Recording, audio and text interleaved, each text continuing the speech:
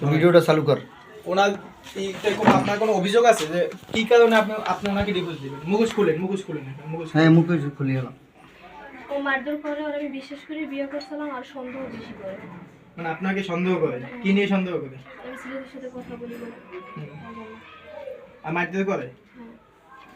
এই জন্যই মারধর করে না অন্য কোনো কারণে, বা টাকা পয়সা বা অন্য কিছু? ও কাজও করে না, আর আমি বসায় বসে কি খাওয়াবো নাকি?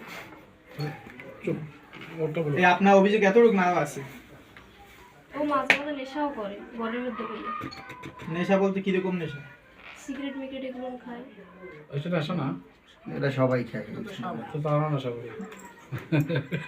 আর কোনো অভিযোগ? আর আপনি কি বলেন?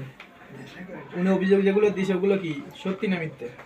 আমি কাজ করি না, কাজ এই ভাইয়ের সাথে আমি আগ্রাবাদে কাজ করছি, লিফটের কাজ। টাকাগুলো কার কাছে জিজ্ঞেস করেন?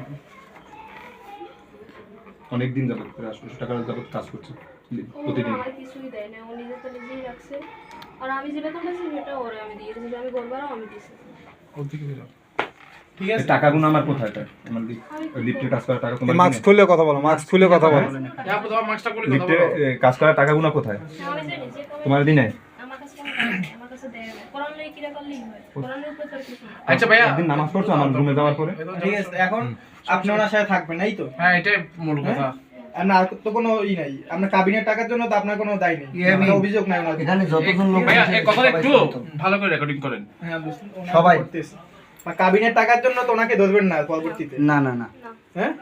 মানে আপনি ওনার থেকে কোনো কাবিনের টাকা পান না, ঠিক আছে? ওই হিসাবে এখানে আপনি লেখা এদিকে হবে। তাকায় বলো।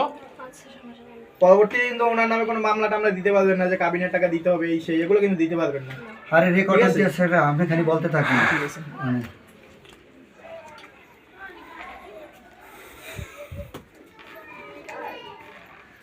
তো এখন ওই বন্ধ করে